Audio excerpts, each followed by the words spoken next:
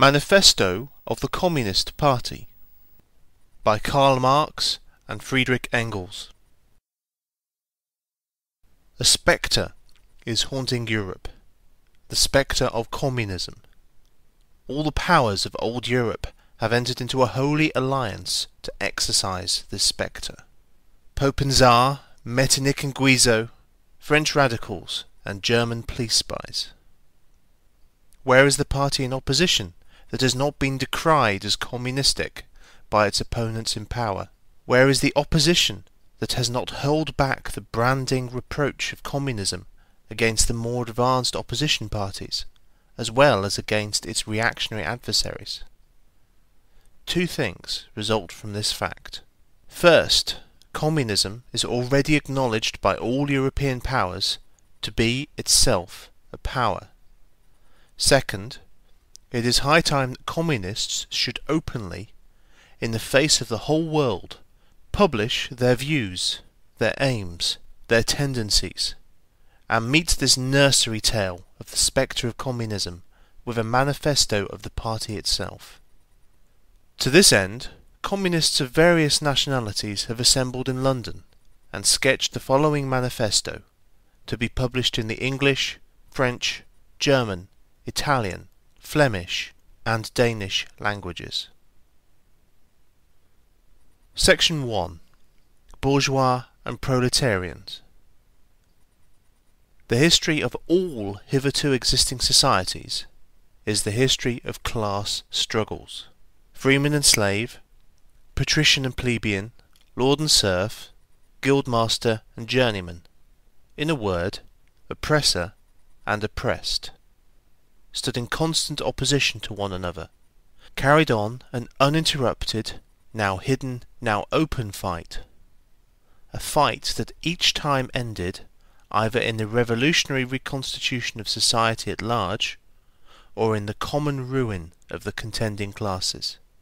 In the earlier epochs of history, we find almost everywhere a complicated arrangement of society into various orders, a manifold gradation of social rank.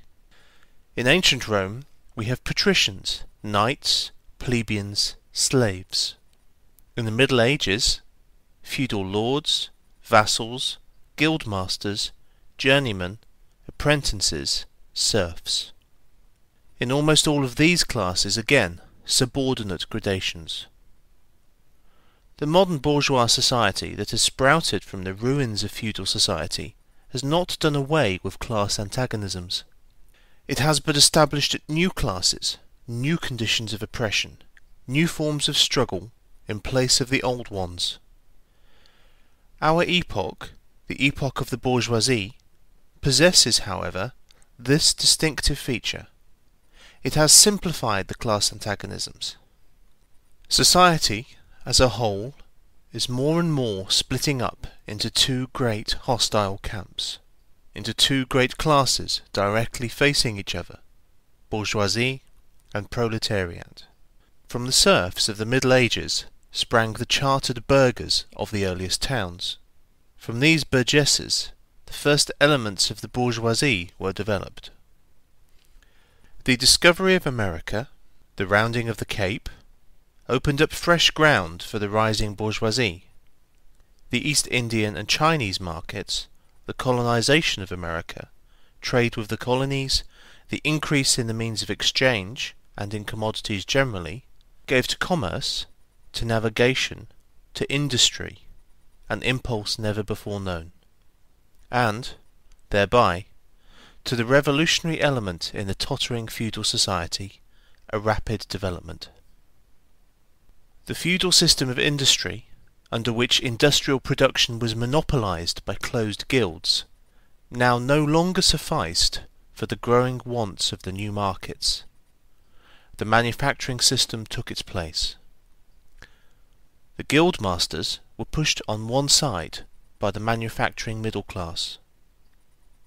Division of labour between the different corporate guilds vanished in the face of division of labour in each single workshop. Meantime, the markets kept ever growing, the demand ever rising. Even manufacture no longer sufficed. Thereupon, steam and machinery revolutionized industrial production. The place of manufacture was taken by the giant modern industry. The place of the industrial middle class by industrial millionaires, the leaders of the whole industrial armies, the modern bourgeois. Modern industry has established the world market, for which the discovery of America paved the way. This market has given an immense development to commerce, to navigation, to communication by land. This development has, in its time, reacted on the extension of industry, and in proportion as industry, commerce, navigation, railways extended, in the same proportion the bourgeoisie developed, increased its capital, and pushed into the background every class handed down from the Middle Ages. We see, therefore, how the modern bourgeois is itself the product of a long course of development, of a series of revolutions in the modes of production and of exchange. Each step in the development of the bourgeoisie was accompanied by a corresponding political advance of that class. An oppressed class under the sway of the feudal nobility, an armed and self-governing association in the medieval commune, here independent urban republic, as in Italy and Germany, there taxable third estate of the monarchy, as in France. Afterwards, in the period of manufacture proper, serving either the semi-feudal or the absolute monarchy as a counterpoise against the nobility, and, in fact, cornerstone of the great monarchies in general. The bourgeoisie has, at last, since the establishment of modern industry and of the world market, conquered for itself, in the modern representative state, exclusive political sway. The executive of the modern state is but a committee for managing the common affairs of the whole bourgeoisie. The bourgeoisie historically has played a most revolutionary part. The bourgeoisie, wherever it has got the upper hand, has put an end to all feudal, patriarchal, idyllic relations. It has pitilessly torn asunder the motley feudal ties that bound men to his natural superiors, and has left remaining no other nexus between man and man than naked self-interest, than callous cash payment. It has drowned the most heavenly ecstasies of religious fervour, of chivalrous enthusiasm, of Philistine sentimentalism in the icy waters of egotistical calculation. It has resolved personal worth into exchange value, and, in place of the numberless and feasible chartered freedoms, has set up that single, unconscionable freedom, free trade. In one word, for exploitation, veiled by religious and political illusions, naked, shameless, direct, brutal exploitation. The bourgeoisie has stripped of its halo every occupation hitherto honoured and looked up to with reverent awe. It has converted the physician, the lawyer, the priest, the poet, the man of science, into its page-wage labourers. The bourgeoisie has torn away from the family its sentimental veil, and has reduced the family relation to a mere money relation. The bourgeoisie has disclosed how it came to pass that the brutal display of vigour in the Middle Ages, which reactionists so much admire, found its fitting complement in the most slothful indolence. It has been the first to show what man's activity can bring about.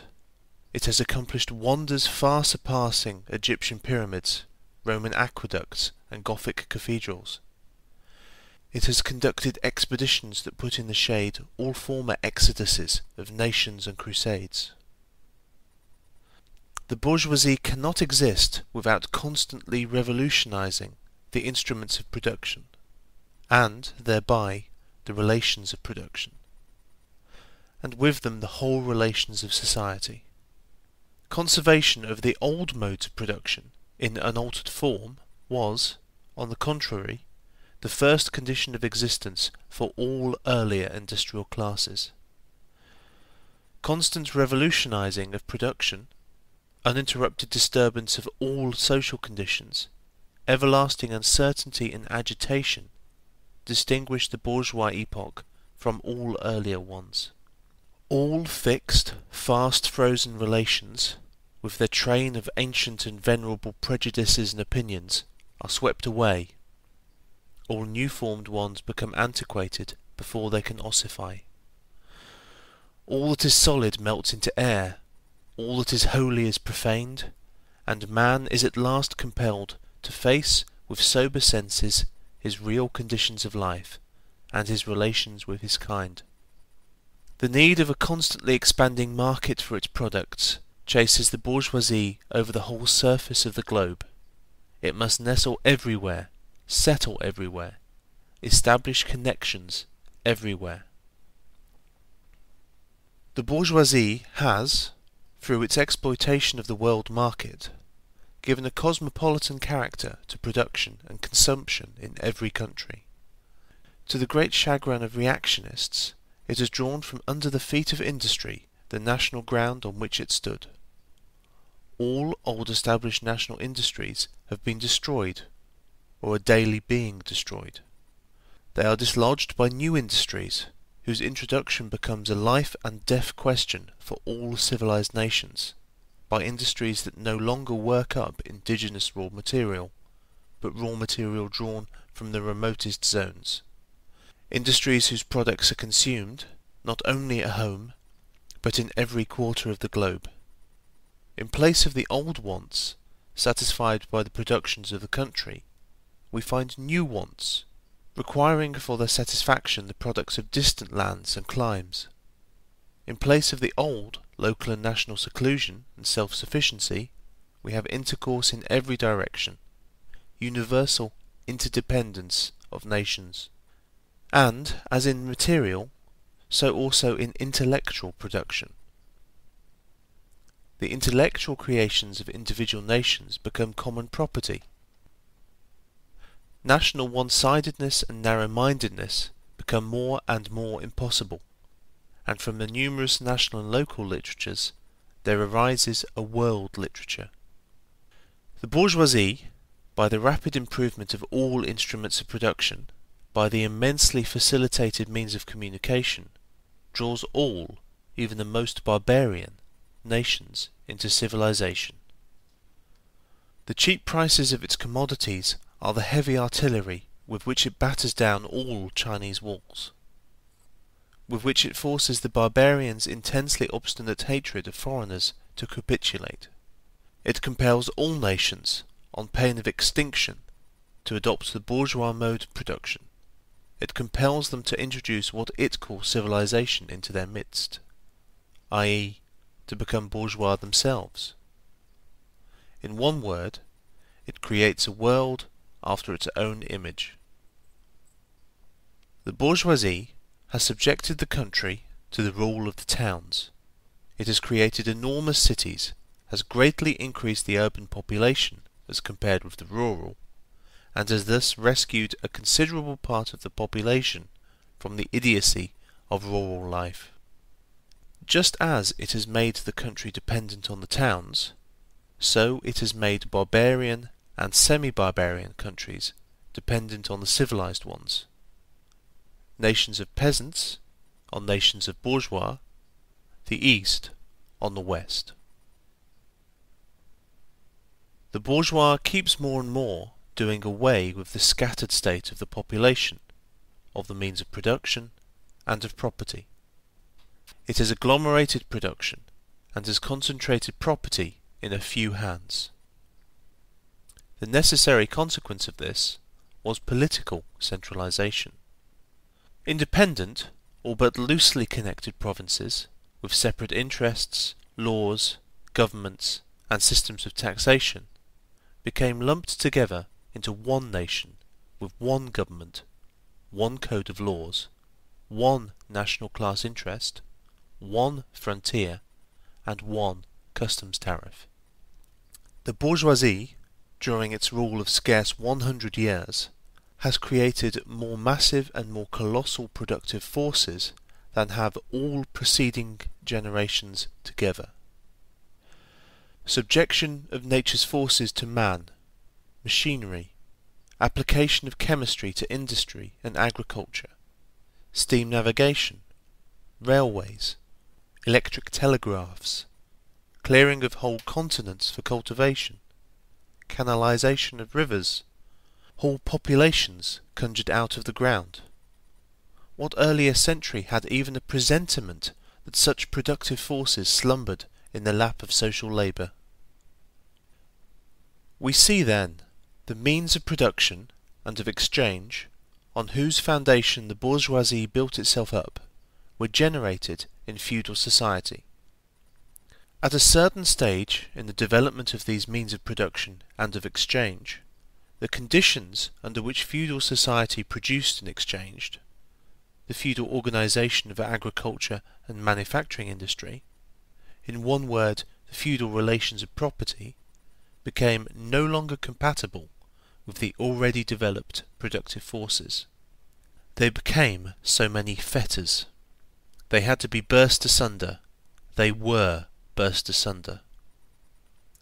Into their place stepped free competition, accompanied by a social and political constitution adapted to it, and by the economical and political sway of the bourgeois class. A similar movement is going on before our own eyes. Modern bourgeois society, with its relations of production, of exchange, and of property, a society that has conjured up such gigantic means of production and of exchange, is like the sorcerer who is no longer able to control the powers of the netherworld whom he has called up by his spells. For many a decade past, the history of industry and commerce is but the history of the revolt of modern productive forces against modern conditions of production, against the property relations that are the conditions for the existence of the bourgeoisie and of its rule. It is enough to mention the commercial crises that, by their periodical return, put on its trial, each time more threateningly, the existence of the entire bourgeois society. In these crises, a great part, not only of the existing products, but also of the previously creative productive forces, are periodically destroyed. In these crises, there breaks out an epidemic that, in all earlier epochs, would have seemed an absurdity, the epidemic of overproduction. Society suddenly finds itself put back into a state of momentary barbarism. It appears as if a famine, a universal war of devastation, had cut off the supply of every means of subsistence. Industry and commerce seem to be destroyed. And why? Because there is too much civilization, too much means of subsistence, too much industry, too much commerce. The productive forces at the disposal of society no longer tend to further the development of the conditions of bourgeois property. On the contrary, they have become too powerful for these conditions, by which they are fettered, and so, soon as they overcome these fetters, they bring disorder into the whole of bourgeois society, endanger the existence of bourgeois property. The conditions of bourgeois society are too narrow to comprise the wealth created by them. And how does the bourgeoisie get over these crises? On the one hand, enforce destruction of a mass of productive forces. On the other, by the conquest of new markets, and by the more thorough exploitation of the old ones. That is to say, by paving the way for more extensive and more destructive crises, and by diminishing the means whereby crises are prevented. The weapons with which the bourgeoisie felled feudalism to the ground are now turned against the bourgeoisie itself. But not only has the bourgeoisie forged the weapons that bring death to itself, it has also called into existence the men who are to wield these weapons, the modern working class, the proletarians. In proportion as the bourgeoisie, i.e., capital, is developed, in the same proportion is the proletariat, the modern working class, developed. A class of labourers who live only so long as they find work, and who find work only so long as their labour increases capital. These labourers, who must sell themselves piecemeal, are a commodity like every other article of commerce, and are consequently exposed to all the vicissitudes of competition, to all the fluctuations of the market.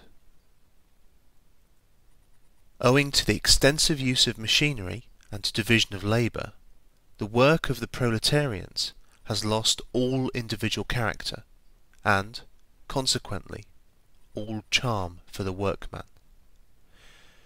He becomes an appendage of the machine, and it is only the most simple, most monotonous, and most easily acquired knack that is required of him. Hence, the cost of production of a workman is restricted almost entirely to the means of subsistence that he requires for his maintenance, and for the propagation of his race. But the price of a commodity, and therefore also of labour, is equal to the cost of production. In proportion, therefore, as the repulsiveness of the work increases, the wage decreases. Nay, more, in proportion as the use of machinery and division of labour increases, in the same proportion the burden of toil also increases, whether by prolongation of the working hours, by increase of the work exacted in the given time, or by increased speed of the machinery, etc. Modern industry has converted the little workshop of the patriarchal master into the great factory of the industrial capitalist.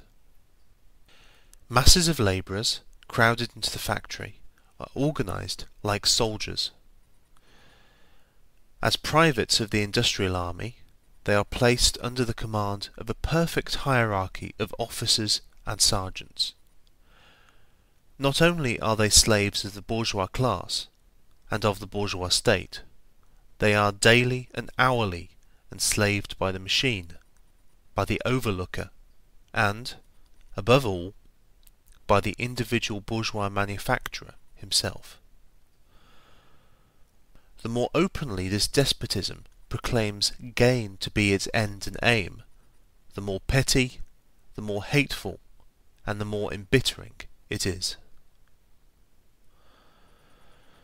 The less the skill and exertion of strength implied in manual labour, in other words, the more modern industry becomes developed, the more is the labour of men superseded by that of women. Differences of age and sex have no longer any distinctive social validity for the working class. All are instruments of labour, more or less expensive to use, according to their age and sex. No sooner is the exploitation of the labourer by the manufacturer so far at an end that he receives his wages in cash, than he is set upon by other portions of the bourgeoisie, the landlord, the shopkeeper, the pawnbroker, etc. The lower strata of the middle class, the small tradespeople, shopkeepers, retired tradesmen generally, the handicraftsmen and peasants, all these sink gradually into the proletariat, partly because their diminutive capital does not suffice for the scale on which modern industry is carried on, and is swamped in the competition with the large capitalists, partly because their specialized skill is rendered worthless by the new methods of production. Thus, the proletariat is recruited from all classes of the population. The proletariat goes through various stages of development. With its birth begins its struggle with the bourgeoisie. At first, the contest is carried on by individual labourers, then by the workpeople of a factory, then by the operatives of one trade in one locality against the individual bourgeois who directly exploits them. They direct their attacks not against the bourgeois conditions of production, but against the instruments of production themselves. They destroy imported wares that compete with their labour. They smash to pieces machinery. They set factories ablaze. They seek to restore by force the vanished status of the workman of the Middle Ages. At this stage, the labourers still form an incoherent mass scattered over the whole country, and broken up by their mutual competition.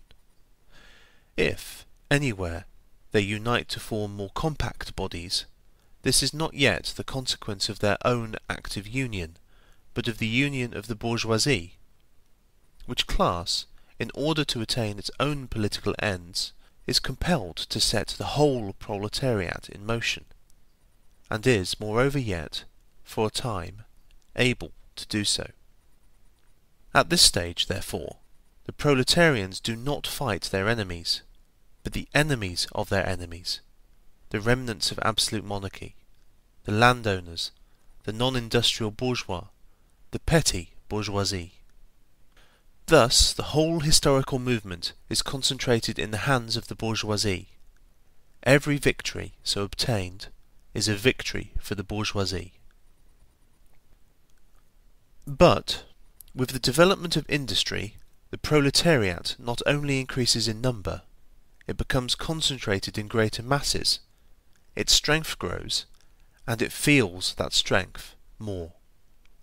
The various interests and conditions of life within the ranks of the proletariat are, more and more, equalized, in proportion as machinery obliterates all distinctions of labour, and nearly everywhere reduces wages to the same low level.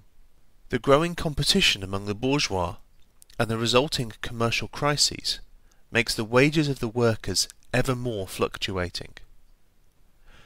The unceasing improvement of machinery, ever more rapidly developing, makes their livelihood more and more precarious. The collisions between individual workmen and individual bourgeois take more and more the character of collisions between two classes. Thereupon, the workers begin to form combinations, trades unions, against the bourgeois. They club together in order to keep up the rate of wages. They found permanent associations in order to make provision beforehand for these occasional revolts. Here and there, the contest breaks out into riots. Now and then, the workers are victorious, but only for a time. The real fruit of their battles lies, not in the immediate result, but in the ever-expanding union of the workers. This union is helped on by the improved means of communication that are created by modern industry, and that place the workers of different localities in contact with one another. It was just this contact that was needed to centralize the numerous local struggles, all of the same character, into one national struggle between classes.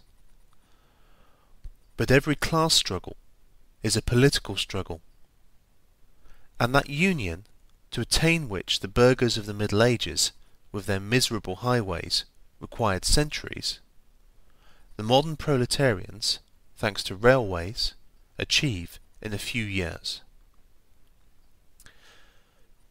This organisation of the proletarians into a class, and consequently into a political party, is continually being upset again by the competition between the workers themselves. But it ever rises up again, stronger, firmer, mightier. It compels legislative recognition of particular interests of the workers, by taking advantage of the divisions among the bourgeoisie itself. Thus, the 10 Hours Bill in England was carried. Altogether, collisions between the classes of the old society further, in many ways, the course of development of the proletariat. The bourgeoisie finds itself involved in a constant battle. At first with the aristocracy, later on with those portions of the bourgeoisie itself whose interests have become antagonistic to the progress of industry, at all times with the bourgeoisie of foreign countries. In all these battles, it sees itself compelled to appeal to the proletariat, to ask for its help, and, thus, to drag it into the political arena. The bourgeoisie itself, therefore, supplies the proletariat with its own instruments of political and general education. In other words, it furnishes the proletariat with weapons for fighting the bourgeoisie. Further, as we have already seen, entire sections of the ruling classes are, by the advance of industry, precipitated into the proletariat, or are at least threatened in their conditions of existence. These also supply the proletariat with fresh elements of enlightenment and progress. Finally, in times when the class struggle nears the decisive hour, the process of dissolution going on within the ruling class, in fact within the whole range of society, assumes such a violent glaring character that a small section of the ruling class cuts itself adrift and joins the revolutionary class, the class that holds the future in its hands. Just as, therefore, at an earlier period, a section of the nobility went over to the bourgeoisie, so now a portion of the bourgeoisie goes over to the proletariat. And, in particular, a portion of the bourgeois ideologists, who have raised themselves to the level of comprehending theoretically the historical movement as a whole. Of all the classes that stand face to face with the bourgeoisie today, the proletariat alone is a really revolutionary class. The other classes decay and finally disappear in the face of modern industry. The proletariat is its special and essential product. The lower middle class, the small manufacturer, the shopkeeper, the artisan, the peasant, all these fight against the bourgeoisie to save from extinction their existence as fractions of the middle class. They are therefore not revolutionary, but conservative. Nay more, they are reactionary, for they try to roll back the wheel of history. If by chance they are revolutionary, they are so only in view of their impending transfer into the proletariat. They thus defend not their present, but their future interests. They desert their own standpoint to place themselves at that of the proletariat. The dangerous class, the social scum, that passively rotting mass thrown off by the lowest layers of old society, may, here and there, be swept into the movement by a proletarian revolution. Its conditions of life, however, prepare it far more for the part of a bribed tool of reactionary intrigue. In the conditions of the proletariat, those of old society at large are already virtually swamped. The proletarian is without property. His relation to his wife and children has no longer anything in common with the bourgeois family relations. Modern industrial labour, modern subjection to capital, the same in England as in France, in America as in Germany, has stripped him of every trace of national character. Law, morality, religion are, to him, so many bourgeois prejudices, behind which lurk in ambush just as many bourgeois interests. All the preceding classes that got the upper hand sought to fortify their already acquired status by subjecting society at large to their conditions of appropriation. The proletarians cannot become masters of the productive forces of society, except by abolishing their own previous mode of appropriation, and thereby also every other previous mode of appropriation. They have nothing of their own to secure and to fortify. Their mission is to destroy all previous securities for and insurances of individual property. All previous historical movements were movements of minorities, or in the interests of minorities. The proletarian movement is the self-conscious, independent movement of the immense majority, in the interests of the immense majority. The proletariat, the lowest stratum of our present society, cannot stir, cannot raise itself up, without the whole superincumbent strata of official society being sprung into the air. Though not in substance, yet in form, the struggle of the proletariat with the bourgeoisie is at first a national struggle. The proletariat of each country must, of course, first of all settle matters with its own bourgeoisie. In depicting the most general phases of the development of the proletariat, we traced the more or less veiled civil war raging within existing society, up to the point where that war breaks out into open revolution, and where the violent overthrow of the bourgeoisie lays the foundation for the sway of the proletariat. Hitherto, every form of society has been based, as we have already seen, on the antagonism of oppressing and oppressed classes. But in order to oppress a class, certain conditions must be assured to it under which it can, at least, continue its slavish existence. The serf, in the period of serfdom, raised himself to membership in the commune, just as the petty bourgeois, under the yoke of feudal absolutism, managed to develop into a bourgeois. The modern labourer, on the contrary, instead of rising with the progress of industry, sinks deeper and deeper below the conditions of existence of his own class. He becomes a pauper, and pauperism develops more rapidly than population and wealth.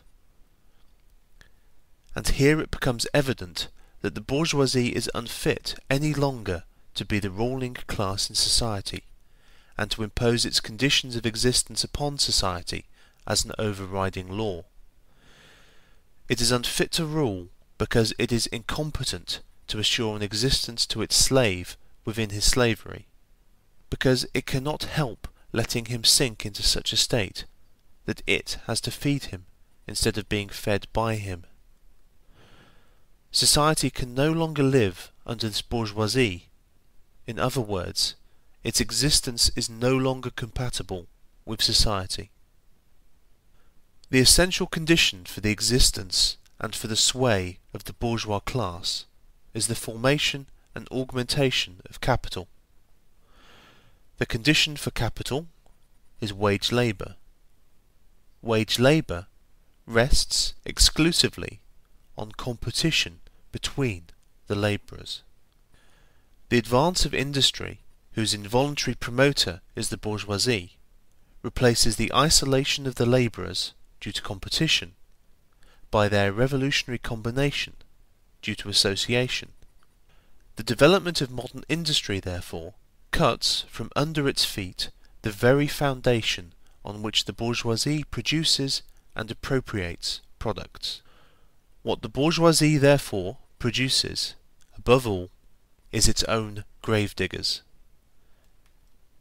Its fall and the victory of the proletariat are equally inevitable. Section 2. Proletarians and Communists. In what relation do the Communists stand to the proletarians as a whole? The Communists do not form a separate party opposed to other working-class parties. They have no interests separate and apart from those of the proletariat as a whole. They do not set up any sectarian principles of their own by which to shape and mould the proletarian movement. The Communists are distinguished from the other working-class parties by this only. First, in the national struggles of the proletarians of the different countries, they point out and bring to the front the common interests of the entire proletariat, independently of all nationality.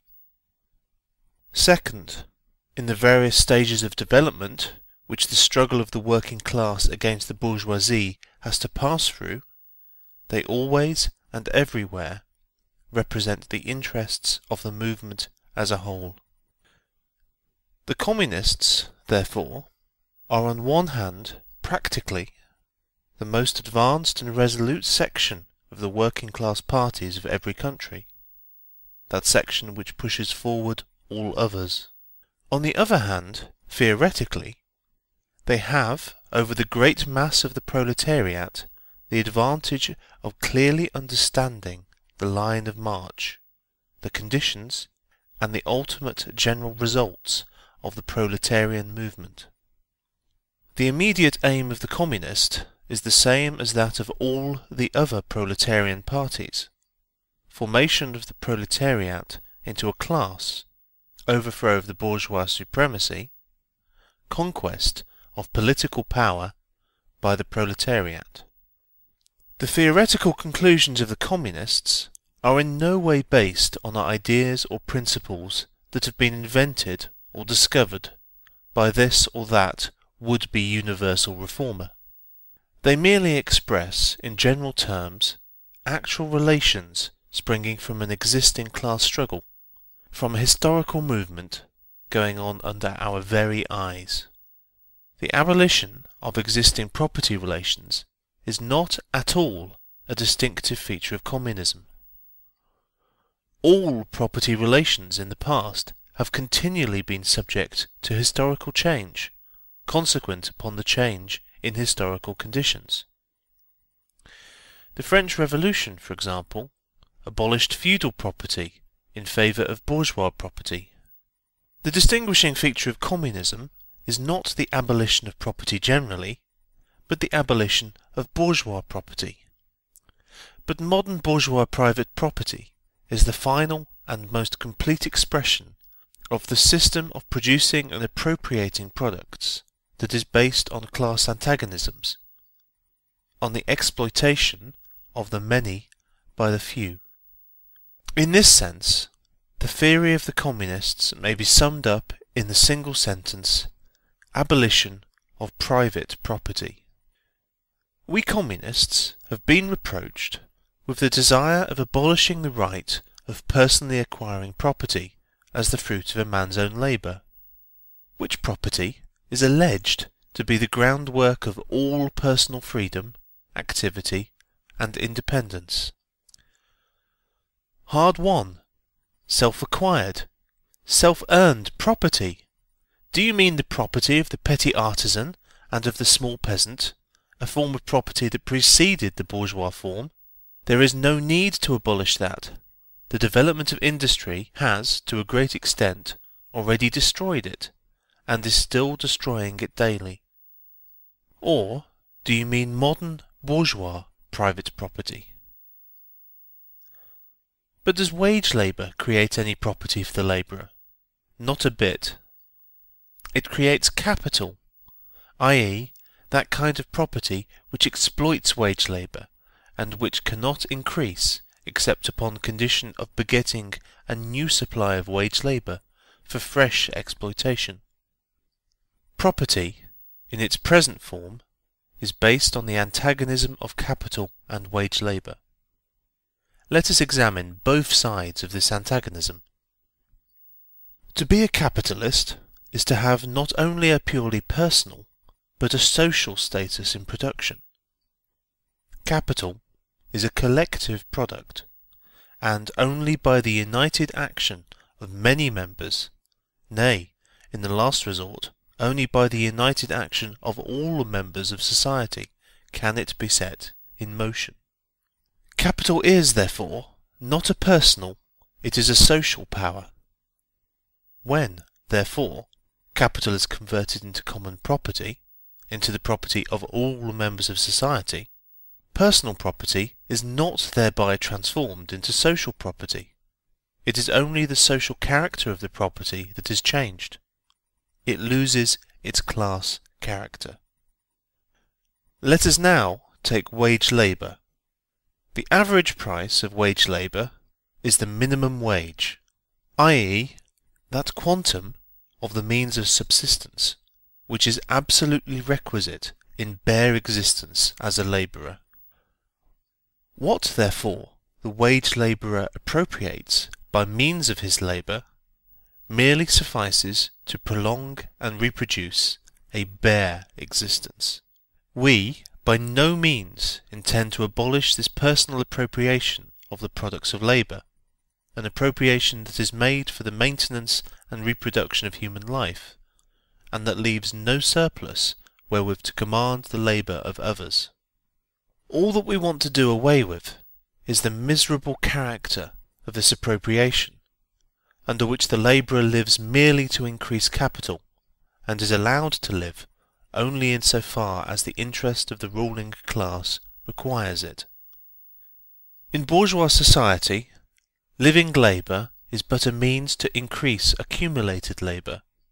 In communist society, accumulated labour is but a means to widen, to enrich, to promote the existence of the labourer.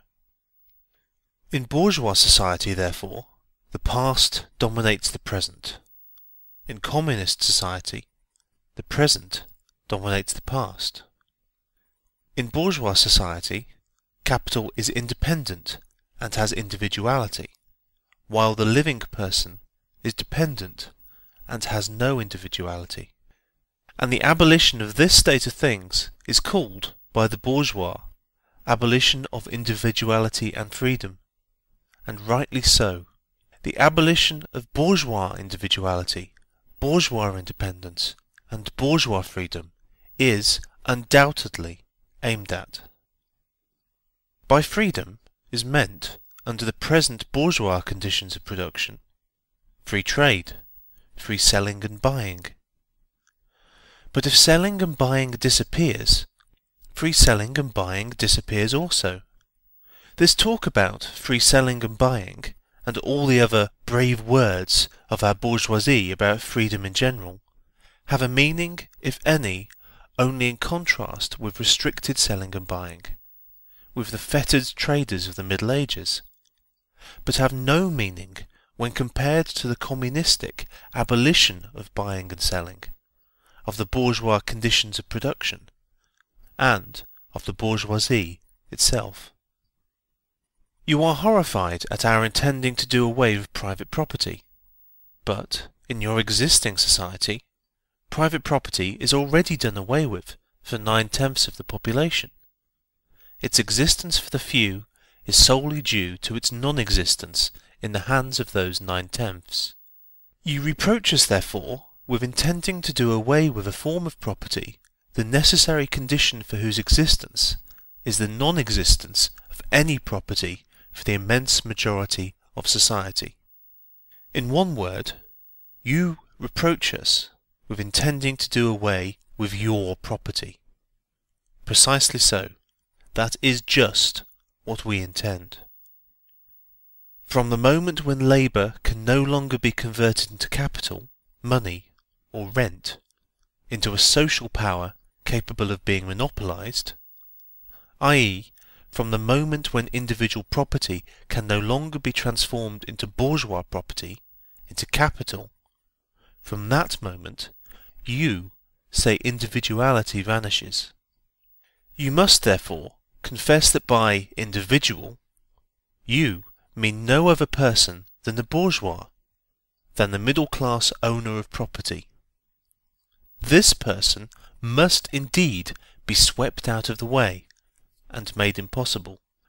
Communism deprives no man of the power to appropriate the products of society. All that it does is to deprive him of the power to subjugate the labour of others by means of such appropriation.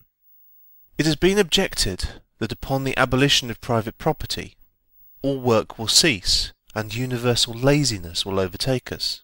According to this, bourgeois society ought long ago to have gone to the dogs through sheer idleness, for those of its members who work acquire nothing, and those who acquire anything do not work. The whole of this objection is but another expression of the tautology that there can no longer be any wage labour when there is no longer any capital. All objections urged against the communistic mode of producing and appropriating material products have, in the same way, been urged against the communistic modes of producing and appropriating intellectual products. Just as to the bourgeois the disappearance of class property is the disappearance of production itself, so the disappearance of class culture is to him identical with the disappearance of all culture. That culture, the loss of which he laments, is, for the enormous majority, a mere training to act as a machine. But don't wrangle with us so long as you apply to our intended abolition of bourgeois property the standard of your bourgeois notions of freedom, culture, law, etc.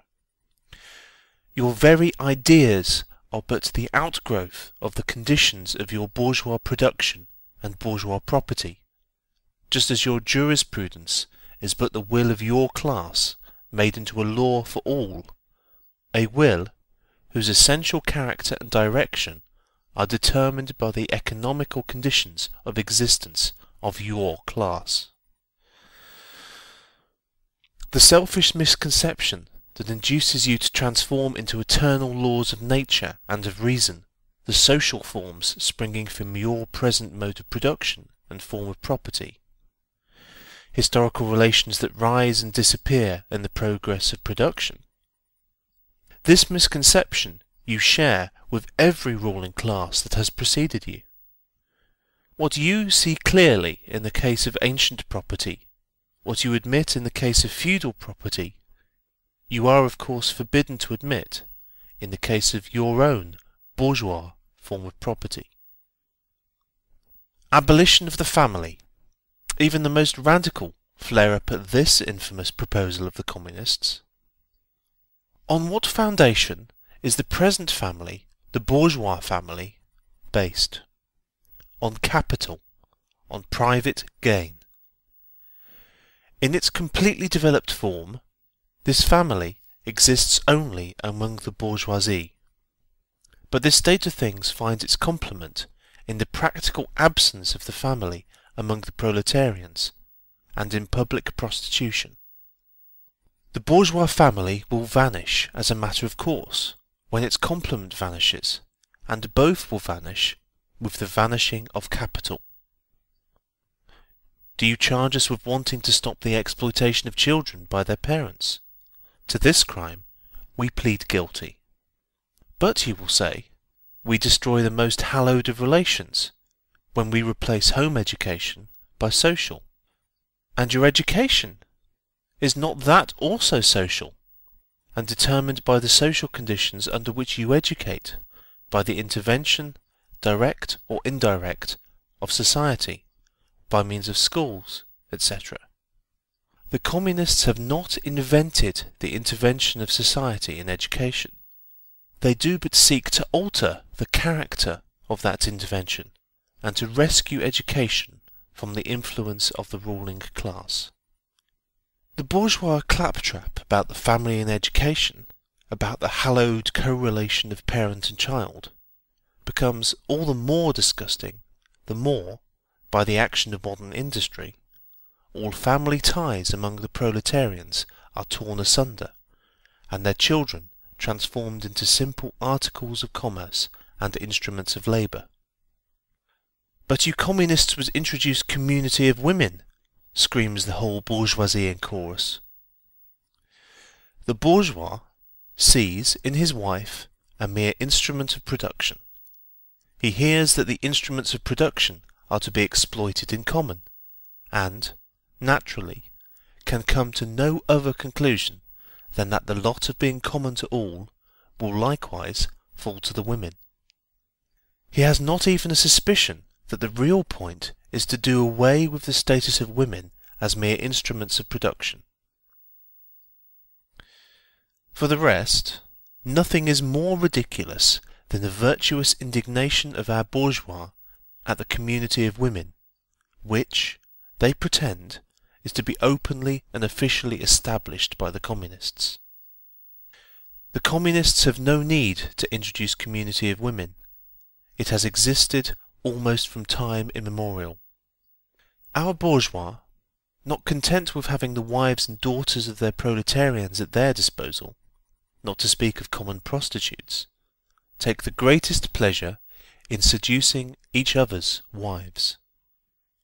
Bourgeois marriage is, in reality, a system of wives in common, and thus, at the most, what the Communists might possibly be reproached with is that they desire to introduce, in substitution for a hypocritically concealed and openly legalized community of women. For the rest, it is self-evident that the abolition of the present system of production must bring with it the abolition of the community of women springing from that system, i.e., of prostitution, both public and private. The Communists are further reproached with desiring to abolish countries and nationality. The working men have no country.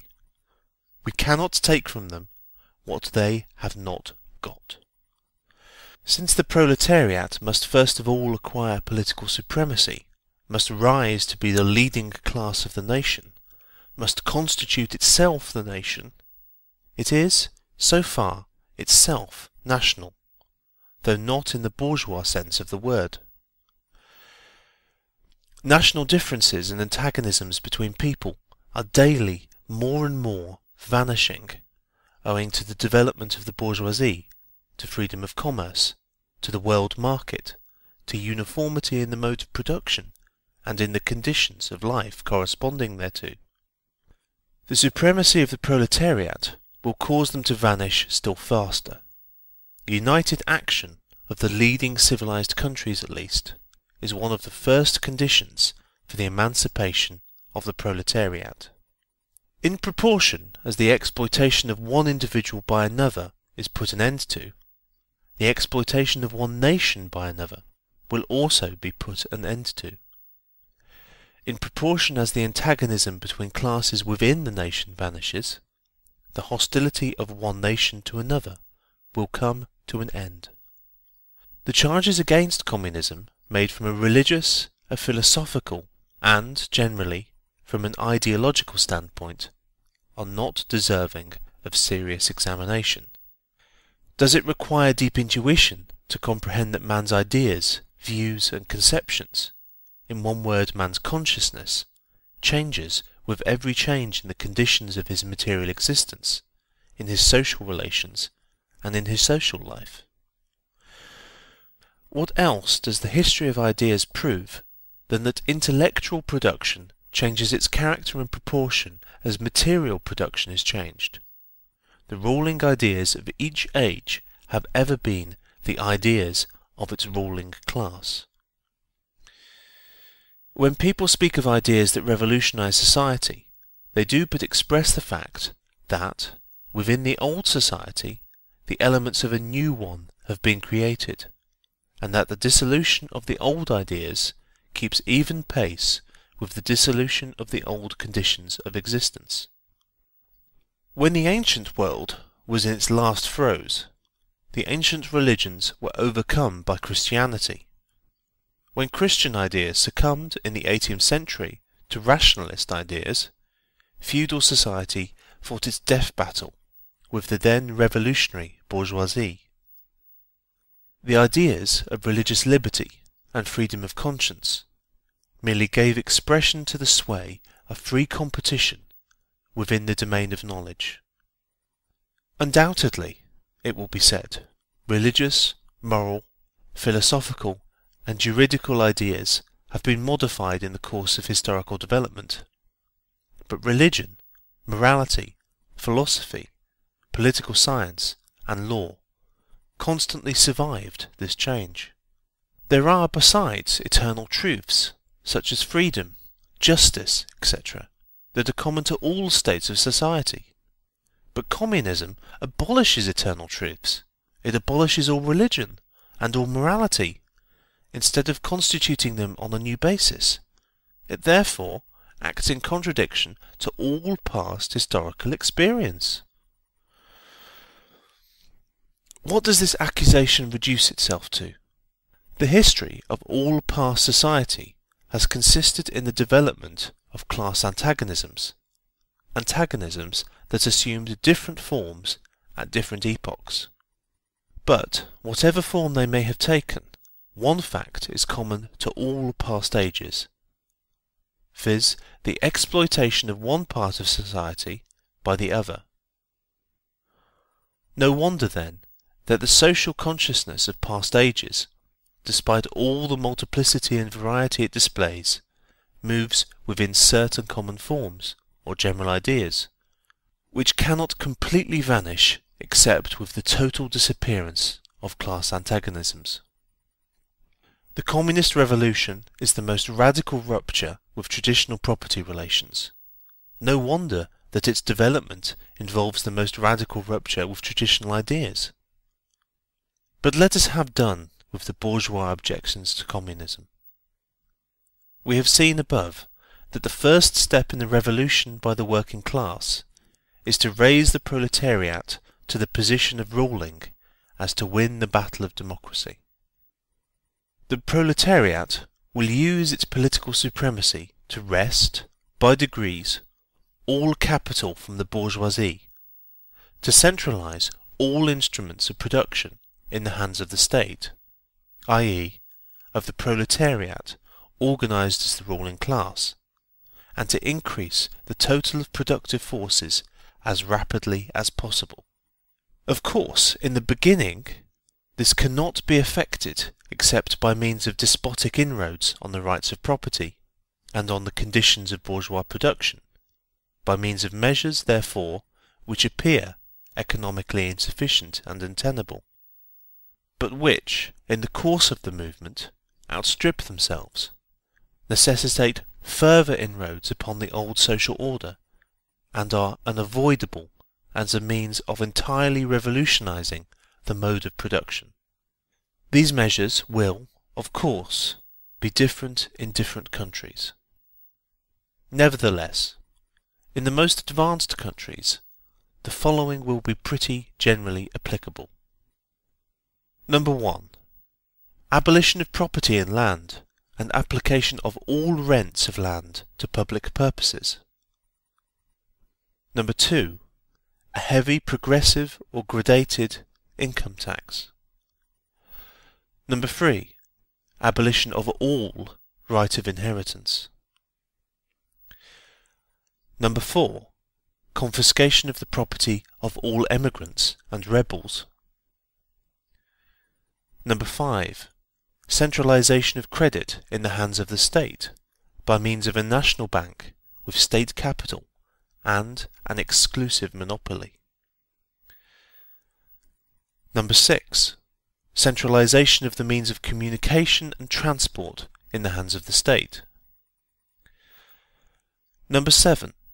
Extension of factories and instruments of production owned by the state.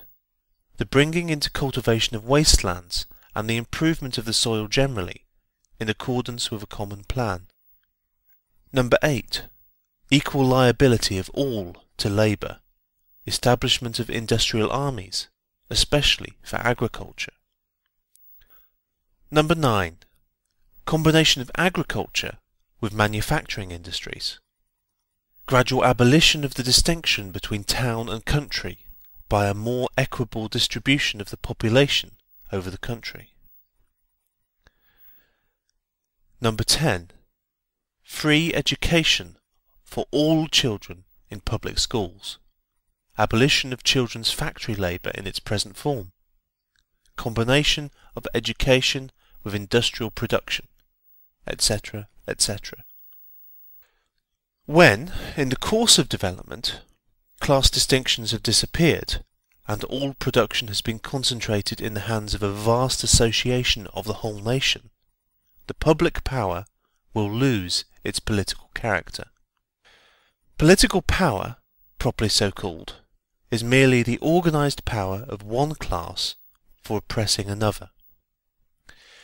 If the proletariat, during its contest with the bourgeoisie, is compelled by the force of circumstances to organise itself as a class, if, by means of a revolution, it makes itself the ruling class, and, as such, sweeps away by force the old conditions of production, then it will, along with these conditions, have swept away the conditions for the existence of class antagonisms and of classes generally, and will thereby have abolished its own supremacy as a class. In place of the old bourgeois society, with its classes and class antagonisms, we shall have an association in which the free development of each is the condition for the free development of all. Section 3. Socialist and Communist Literature. 1. Reactionary Socialism. A. Feudal Socialism. Owing to their historical position, it became the vocation of the aristocracies of France and England to write pamphlets against modern bourgeois society. In the French Revolution of July 1830, and in the English Reform agitation, these aristocracies again succumbed to the hateful upstart. Thenceforth, a serious political contest was altogether out of the question.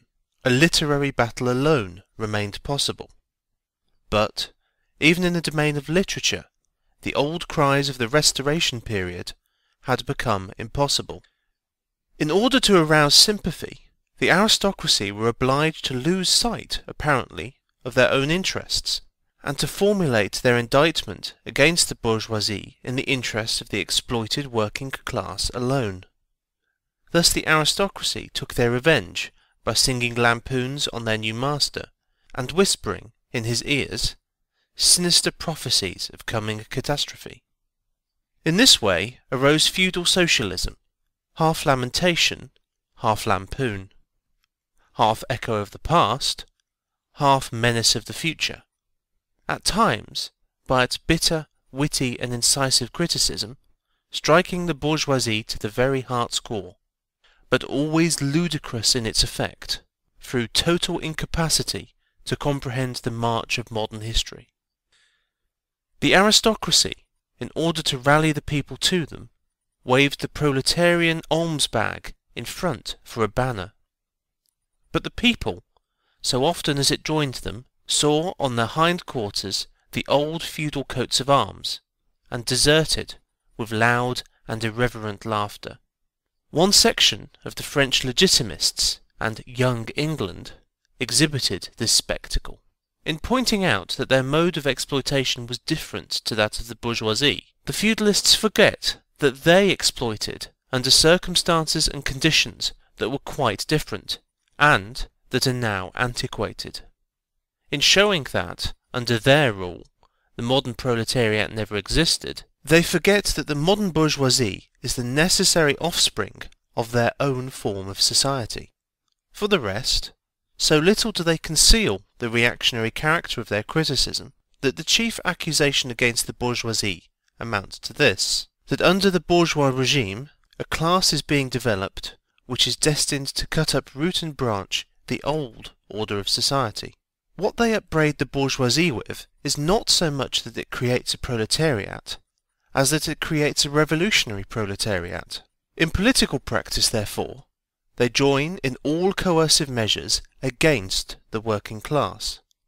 And in ordinary life, despite their highfalutin phrases, they stoop to pick up the golden apples dropped from the tree of industry, and to barter truth, love, and honour for traffic and wool, beetroot sugar, and potato spirits.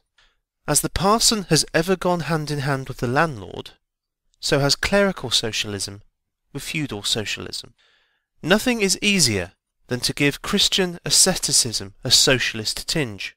Has not Christianity declaimed against private property against marriage, against the state? Has it not preached in the place of these charity and poverty, celibacy and mortification of the flesh, monastic life and mother church? Christian socialism is but the holy water with which the priest consecrates the heart-burnings of the aristocrat. B. Petty bourgeois socialism. The feudal aristocracy was not the only class that was ruined by the bourgeoisie, not the only class whose conditions of existence pined and perished in the atmosphere of modern bourgeois society. The medieval burgesses and the small peasant proprietors were the precursors of the modern bourgeoisie.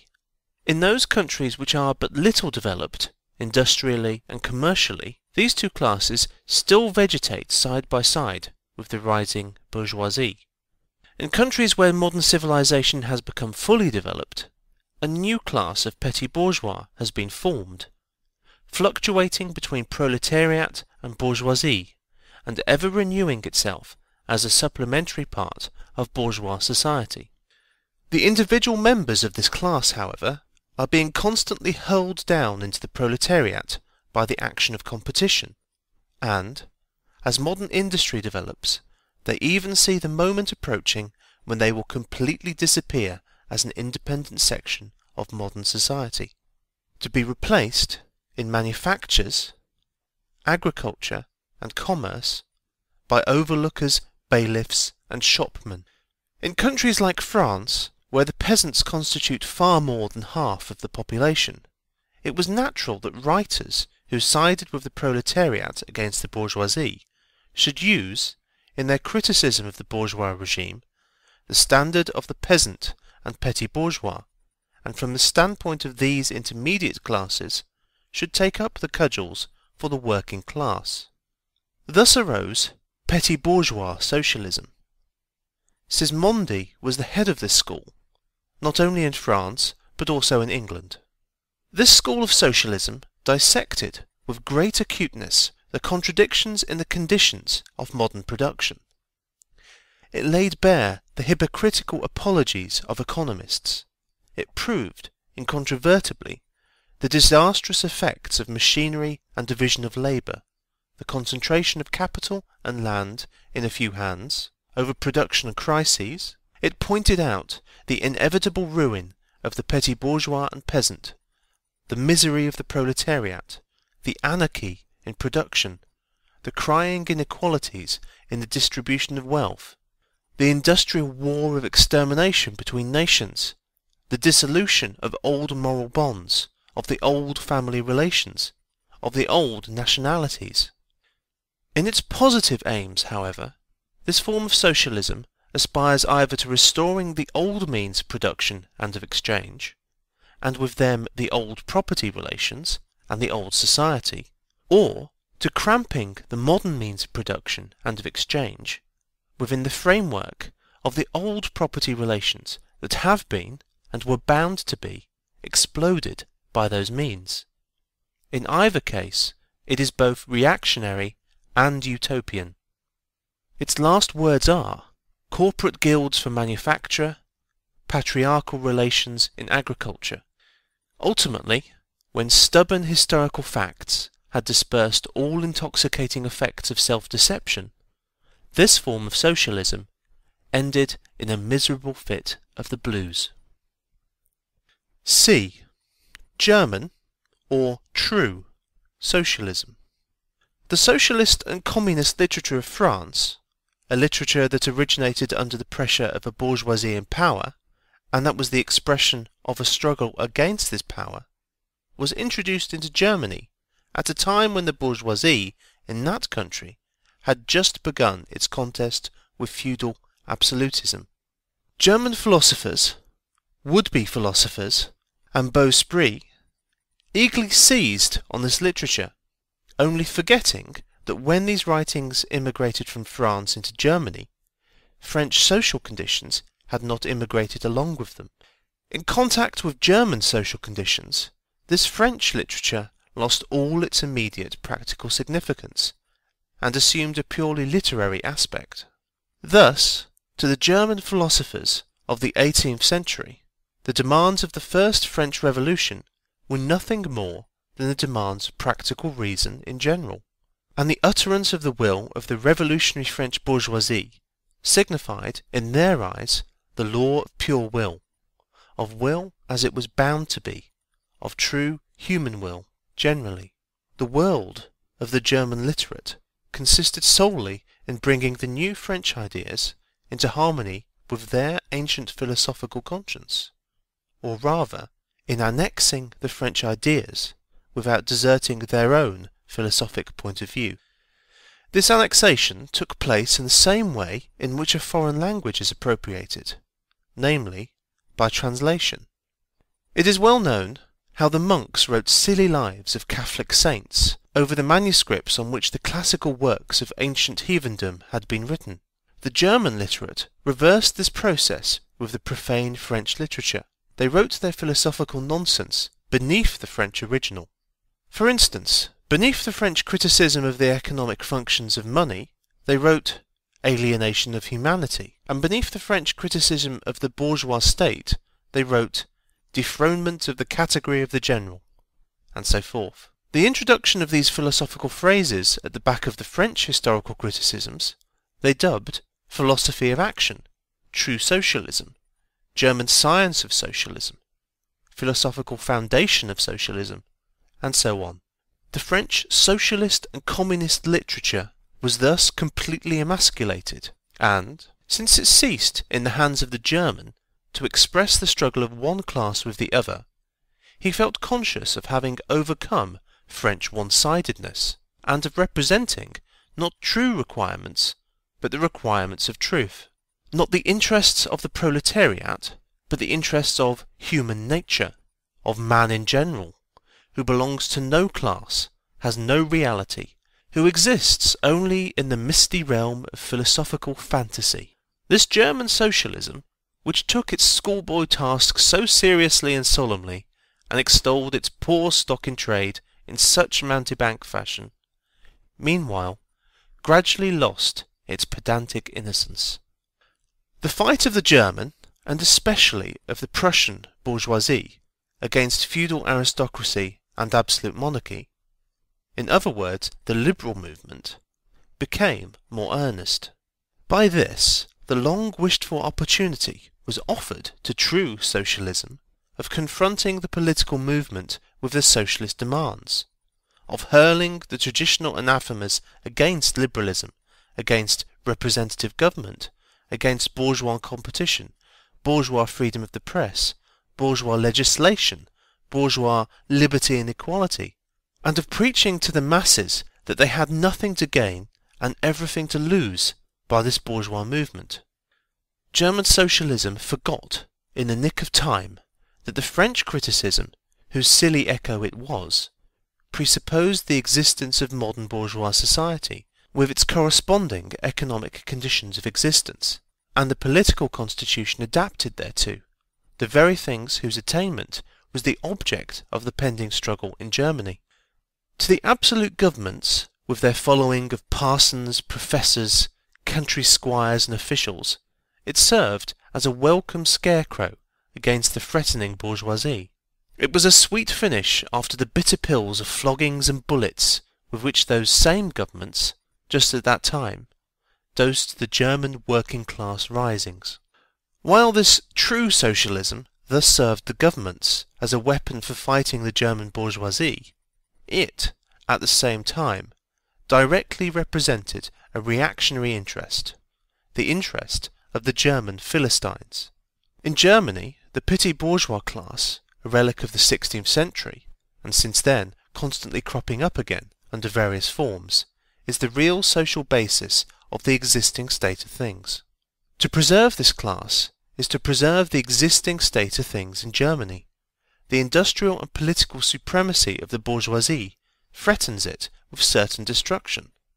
On the one hand, from the concentration of capital, on the other, from the rise of a revolutionary proletariat. True socialism appeared to kill these two birds with one stone. It spread like an epidemic. The robe of speculative cobwebs, embroidered with flowers of rhetoric, steeped in the dew of sickly sentiment, this transcendental robe in which the German socialists wrapped their sorry eternal truths, all skin and bone, served to wonderfully increase the sale of their goods amongst such a public. And on its part, German socialism recognized more and more its own calling as the bombastic representative of the petty bourgeois Philistine. It proclaimed the German nation to be the model nation, and the German petty Philistine to be the typical man. To every villainous meanness of this model man it gave a hidden, higher, socialistic interpretation, the exact contrary of its real character. It went to the extreme length of directly opposing the brutally destructive tendency of communism, and of proclaiming its supreme and impartial contempt of all class struggles. With very few exceptions, all the so-called socialist and communist publications that now, 1847, circulate in Germany belong to the domain of this foul and enervating literature. 2. Conservative or bourgeois socialism. A part of the bourgeoisie is desirous of redressing social grievances in order to secure the continued existence of bourgeois society. To this section belong economists, philanthropists, humanitarians, improvers of the condition of the working class, organisers of charity, members of societies for the prevention of cruelty to animals, temperance fanatics, hole and corner reformers of every imaginable kind. This form of socialism has, moreover, been worked out into complete systems. We may cite Proudhon's Philosophie de la Misère as an example of this form. The socialistic bourgeois want all the advantages of modern social conditions without the struggles and dangers necessarily resulting therefrom. They desire the existing state of society, minus its revolutionary and disintegrating elements. They wish for a bourgeoisie without a proletariat. The bourgeoisie naturally conceives the world in which it is supreme to be the best, and bourgeois socialism develops this comfortable conception into various, more or less complete, systems. In requiring the proletariat to carry out such a system, and thereby to march straight away into the social New Jerusalem, it but requires in reality that the proletariat should remain within the bounds of existing society, but should cast away all its hateful ideas concerning the bourgeoisie. A second and more practical, but less systematic form of this socialism sought to depreciate every revolutionary movement in the eyes of the working class, by showing that no mere political reform, but only a change in the material conditions of existence in economic relations, could be of any advantage to them. By changes in the material conditions of existence, this form of socialism, however, by no means understands abolition of the bourgeois relations of production, an abolition that can be effected only by a revolution, but administrative reforms, based on the continued existence of these relations. Reforms, therefore, that in no respect affect the relations between capital and labour, but, at best, lessen the cost and simplify the administrative work of bourgeois government. Bourgeois socialism attains adequate expression when, and only when, it becomes a mere figure of speech. Free trade for the benefit of the working class, protective duties for the benefit of the working class, prison reform for the benefit of the working class. This is the last word and the only seriously meant word of bourgeois socialism. It is summed up in the phrase, "The bourgeois is a bourgeois for the benefit of the working class." 3. Critical utopian socialism and communism. We do not here refer to that literature which, in every great modern revolution, has always given voice to the demands of the proletariat, such as the writings of Babeuf and others. The first direct attempts of the proletariat to attain its own ends, made in times of universal excitement when feudal society was being overthrown, these attempts necessarily failed, owing to the then undeveloped state of the proletariat, as well as to the absence of the economic conditions for its emancipation, conditions that had yet to be produced, and could be produced by the impending bourgeois epoch alone. The revolutionary literature that accompanied these first movements of the proletariat had, necessarily, a reactionary character. It inculcated universal asceticism and social levelling in its crudest form. The socialist and communist systems properly so called, those of Saint-Simon, Fourier, Owen, and others, spring into existence in the early undeveloped period, described above, of the struggle between proletariat and bourgeoisie. See section 1, Bourgeois and Proletarians. The founders of these systems see, indeed, the class antagonisms, as well as the action of the decomposing elements in the prevailing form of society. But the proletariat, as yet in its infancy, offers to them the spectacle of a class without any historical initiative or any independent political movement. Since the development of class antagonism keeps even pace with the development of industry, the economic situation, as they find it, does not as yet offer to them the material conditions for the emancipation of the proletariat. They, therefore, search after a new social science, after new social laws that are to create these conditions. Historical action is to yield to their personal inventive action, historically created conditions of emancipation to fantastic ones, and the gradual, spontaneous class organisation of the proletariat to the organisation of society specially contrived by these inventors. Future history resolves itself, in their eyes, into the propaganda and the practical carrying out of their social plans. In the formation of their plans, they are conscious of caring chiefly for the interests of the working class, as being the most suffering class. Only from the point of view of being the most suffering class does the proletariat exist for them. The undeveloped state of the class struggle, as well as their own surroundings, causes socialists of this kind to consider themselves far superior to all class antagonisms. They want to improve the condition of every member of society, even that of the most favoured. Hence, they habitually appeal to society at large, without distinction of class, nay, by preference, to the ruling class. For how can people, when once they understand their system, fail to see in it the best possible plan of the best possible state of society? Hence, they reject all political, and especially all revolutionary, action. They wish to attain their ends by peaceful means, and endeavour by small experiments, necessarily doomed to failure, and by the force of example, to pave the way for the new social gospel. Such fantastic pictures of future society, painted at a time when the proletariat is still in a very undeveloped state, and has but a fantastic conception of its own position, correspond with the first instinctive yearnings of that class for a general reconstruction of society. But these socialist and communist publications contain also a critical element. They attack every principle of existing society. Hence, they are full of the most valuable materials for the enlightenment of the working class.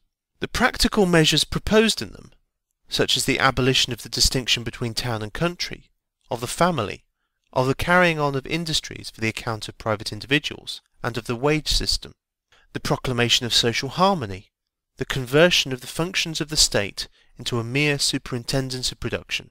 All these proposals point solely to the disappearance of class antagonisms which were, at the time, only just cropping up, and which, in these publications, are recognized in their earliest, indistinct, and undefined forms only. These proposals, therefore, are of a purely utopian character. The significance of critical utopian socialism and communism bears an inverse relation to historical development. In proportion as the modern class struggle develops and takes definite shape, this fantastic standing apart from the contest, these fantastic attacks on it, lose all practical value and all theoretical justification. Therefore, although the originators of these systems were, in many respects, revolutionary, their disciples have, in every case, formed mere reactionary sects. They hold fast by the original views of their masters in opposition to the progressive historical development of the proletariat. They, therefore, endeavour, and that consistently, to deaden the class struggle and to reconcile the class antagonisms. They still dream of experimental realisation of their social utopias, of founding isolated phalansteres, of establishing home colonies, of setting up a Little Icaria, duodecimo editions of the New Jerusalem. And to realise all these castles in the air, they are compelled to appeal to the feelings and purses of the bourgeois. By degrees, they sink into the category of the reactionary conservative socialists depicted above, differing from these only by a more systematic pedantry, and by their fanatical and superstitious belief in the miraculous effects of their social science. They, therefore, violently oppose all political action on the part of the working class. Such action, according to them, can only result from blind unbelief in the new gospel. The Owenites in England and the Fourierists in France, respectively, oppose the Chartists and the Reformists. Section 4. Position of the Communists in relation to the various existing opposition parties. Section 2 has made clear the relations of the Communists to the existing working class parties, such as the Chartists in England and the agrarian reformers in America. The Communists fight for the attainment of the immediate aims, for the enforcement of the momentary interests of the working class, but in the movement of the present they also represent and take care of the future of that movement. In France, the Communists ally themselves with the Social Democrats against the conservative and radical bourgeoisie, reserving, however, the right to take up a critical position in regard to phrases and allusions traditionally handed down from the Great Revolution. In Switzerland, they support the radicals, without losing sight of the fact that this party consists of antagonistic elements, partly of democratic socialists in the French sense, partly of radical bourgeois. In Poland, they support the party that insists on an agrarian revolution as the prime condition for national emancipation, that party which fomented the insurrection of Krakow in 1846.